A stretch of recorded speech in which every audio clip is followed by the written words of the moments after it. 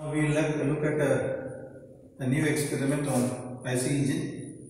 This basically is a Honda GX160 engine. This is a 4-cylinder single stroke engine with a compression ratio of 9:1 and a capacity of 163 cc, which generates around 3.5 kilowatt at 3500 rpm.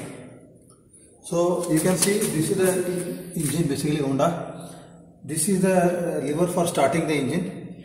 Okay, this is the carburetor and this is the airbox blue. From the airbox the air comes to the carburetor. Here the air fuel mixture goes into the engine. This is the fuel tank what we have got, and the fuel tank by gravity it comes to the carburetor. And this engine is coupled to a single phase brushless alternator which produces again 3.5 kVA or 3.2 kilowatt, and this electrical energy whatever is produced, it is sent to the load. Here you can see there are resistance load, and to cool that resistance load you have got a fan in the front. So the electrical energy is dissipated in the form of heat. So now this is the control panel. In the control panel you can see very simple it is. Generator, whatever power it is generating, it is V into I, voltage into current, and this is RPM tachometer for the engine, and there is a temperature indicator, and this is a rotary channel selector to select the various temperatures. This is a fuel tank and the fuel comes here, this burette, and you have got a fuel distributor so that you can take the fuel from here to this burette and then use it for engine, and thus measure the time taken to consume 10 cc of fuel. Similarly, this is a manometer, water tube manometer, and this air box is connected to the manometer so that you can measure the amount of air consumed by the engine. These yellow ones are thermocouples. So this is air inlet temperature and this will give the exhaust gas temperature. So this is a very simple setup again. Single cylinder 4-stroke petrol engine with a compression ratio of 9:1, generating around 3.5 kilowatt. This is the airbox. This is used to measure the flow of air and in conjunction with the manometer. So this is a fuel tank, and you have got a burette here.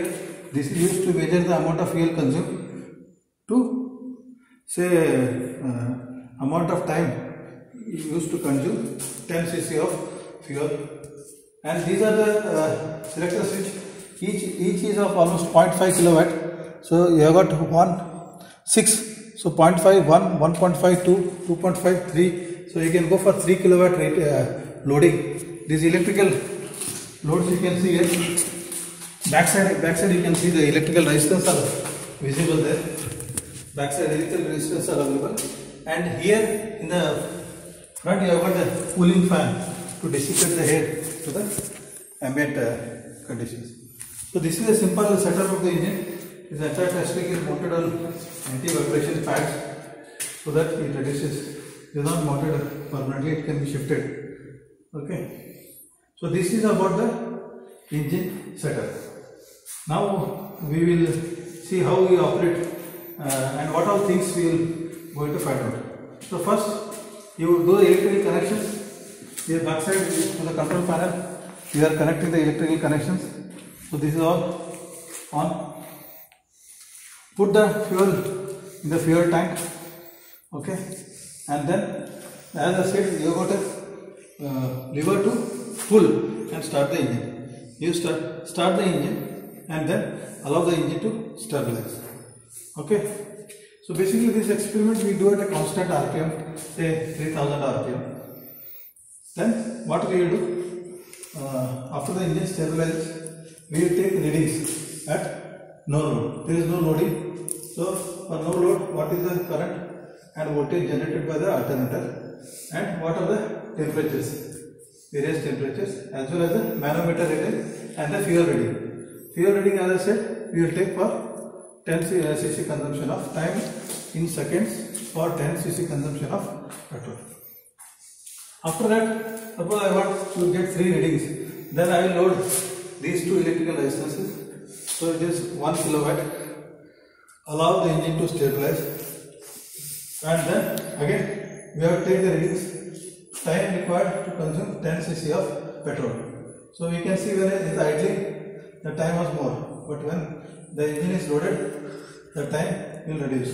So faster consumption of fuel will take place, and you can see the manometer reading also will change, and you can measure the amount of air getting into the cylinder. So this is for air measurement, manometer, and mirror is for fuel measurement, and the output whatever is generated from the brushless alternator is given in form of current and voltage. Okay, and to measure the temperatures you have got thermocouples and this selector switch is there, so that you can measure the. Here we are only measuring two temperatures, that air inlet and exhaust temperature, because this engine is a air cooled engine. You please see here, it is not a water cooled engine, it is a simple air cooled engine with fins, because a small like 160cc bike engine, similar kind of engine it is for small engine application. So this is all about the 4-stroke single cylinder engine. Now we will go to the lab and again see what are the readings calculations we take. We will come to the tableau column and the calculations. This is a 4-stroke petrol engine. Again, you can see the serial number. We will take some 3-4 readings so that we can plot various graphs. Serial number, load. As I said, we will start with no load. We can take 1 kilowatt, 2 kilowatt, 3 kilowatt. So we get 4 readings. Then voltage V and current I. This is the output of the alternator. What the alternator generated. Now to measure the airflow rate, we have got the manometer limbs H1 and H2. Two limbs are there for the manometer, and HW is difference between H1 and minus H2. So this will give the manometer reading, and this last one is for time consumed to collect 10 cc of to consume, not collect, it is to consume 10 cc of fuel by the engine. Now first we will see the mass of fuel consumed. So suppose X is 10 cc of fuel is consumed. So we want to convert into kg, I divided by 1000 and multiply the specific gravity, that is 735. Okay, and divided by the time taken. From the time taken, you will get the fuel mass of fuel consumed in kg per second. Okay, this is in the seconds. Into specific gravity divided by 1000, you get into kg. Divided by time, you get mass of fuel consumed in kg per second. Next is heat input. What is heat input? Q is equal to mass of fuel into calorific value. Calorific value of petrol is around 45 megajoules or 45,000 kilojoules per kg. This you will get in kilowatt. Then brake power. What is brake power generated? Brake power generated is nothing but voltage into current, V into I, divided by 1000. So 1000 means we will convert it to kilowatt into the generator efficiency. So generator efficiency can be taken on 90%, and you will get the brake power. Then there is something called specific fuel consumption. Specific fuel consumption means to generate 1 kilowatt of energy, what is the amount of fuel consumed? Okay, so this is mass of fuel into 3600 divided by BP. So these units are kg of fuel per kilowatt for 1 hour. Actually, this is a very good SFC, which wherein you can compare any sort of engine, small engine to big engine, because the SFC will be known. That is to generate 1 kilowatt for 1 hour. What is the amount of fuel consumed? Secondly, then there are some efficiencies like brake thermal efficiency. Brake thermal efficiency is equal to 3600 divided by SFC into CV into 100. Brake power will be. This is BP. Here you will get BP. Brake power divided by SFC into CV. This is brake thermal efficiency. Then head of air. What is the amount of air is? Head of air is equal to head in water column into density of water, that is 1000 kg per meter cube, divided by density of air. Density of air will be around 1.2 to 1.3 kg per meter cube. Then what is volumetric efficiency? The cylinder is, piston is moving in the cylinder. So volumetric efficiency is nothing but QA by Q theoretical. Means actual volume of air taken divided by theoretical volume of air taken. So this will be less, almost 85% volumetric efficiency will be there. And this QA, actually you can calculate by CD, coefficient of discharge into area into root of 2 into GH. And Q theoretical is equal to, that is the dimensions of the cylinder, that is pi by 4 into d square into L into N RPM divided by 60 into 2. Because it is a 4-stroke engine. Okay, these are very simple calculations.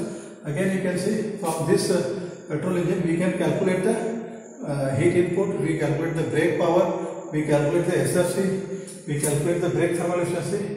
Brake thermal efficiency is nothing but BP divided by that output divided by input. Brake thermal efficiency, our output is BP, input is mass of fuel into CV. Okay. Then we calculate the amount of air consumed, we find out the volumetric efficiency. So you can find out brake thermal efficiency and volumetric efficiency. Here we are not able to find out the indicated power.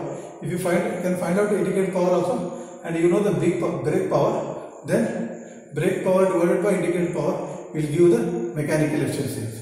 So you can calculate mechanical efficiency, brake thermal efficiency, and if you calculate indicated power, then you can calculate also indicated thermal efficiency. And lastly, you can calculate the volumetric efficiency. Okay, very simple experiment. Thank you.